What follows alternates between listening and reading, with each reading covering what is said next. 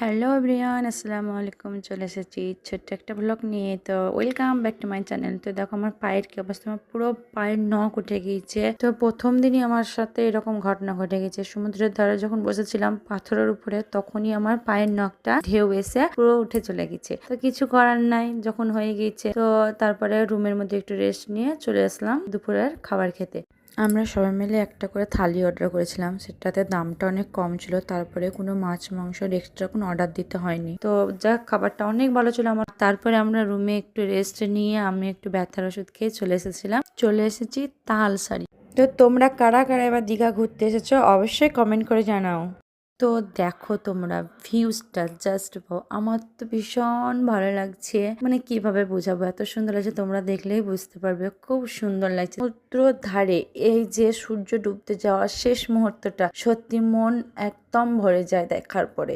আর এখানে যে দোকানগুলো বসেছে, এখানে দোকানের জিনিসের দামগুলো অনেক কম। তো আমার তো ভীষণ ভালো লেগেছে। আর এই যে দেখো আমরা সবাই মিলে কত ঘুরছি। তো আমার তো পায়ে প্রচন্ড ব্যথা, তো কিছু করার নাই। ঘুরতে যখন এসেছি ঘুরতে তো হবেই, কারণ রুমে বসে থেকে কোনো লাভ আছে বলো? আমার জন্য আরো সবার মনটাই নষ্ট হয়ে যাবে, ঘোরাটাও নষ্ট হয়ে যাবে। তার জন্য চলো বসে থেকে লাভ নেই, ঘুরে আসি। তো দেখো এত সুন্দর লাগছে, কষ্ট তো হচ্ছে, এই যে বালিগুলো নখের ভিতরে ঢুকতো। তারপরে চলে এসেছিলাম আমরা, তারপরে আমরা তালসারি শেষ করে চলে গিয়েছিলাম উদয়পুর বিচ। তারপরে ওখান থেকে শেষ করে চলে গিয়েছিলাম ঢেউসাগর।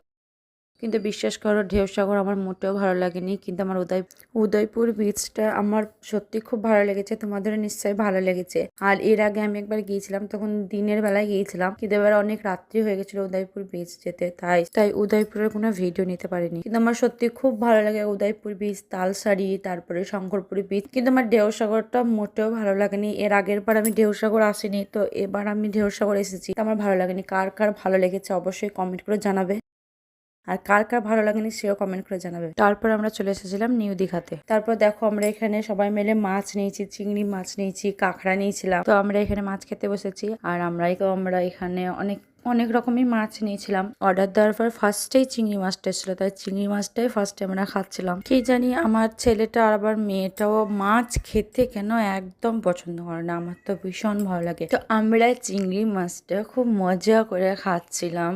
আর ওদিকে আমার মেয়ে নাক ধরে বসে আছে, মানে ও বলে ওর নাকি খুব গন্ধ লাগে মাছ দেখলেই। তো ও খাচ্ছে না, সাবানাও খাচ্ছে না, আর মেহেক খাচ্ছে, আর আমার ছেলেও কিন্তু খাচ্ছে না। তারপর আবার চলে আসলাম মাছের দোকানে। আর এখানে দেখো মাছগুলো বিক্রি হচ্ছে, মনে হচ্ছে সবগুলোই নিয়ে নিই, মানে কোনটা রাখি আর কোনটা খাই। এখন চলে এসেছে চিকেন পকোড়া। বাচ্চাদের জন্য যেটা অর্ডার করেছিলাম সেটা হচ্ছে চিকেন পকোড়া। তো ওরা দেখো কত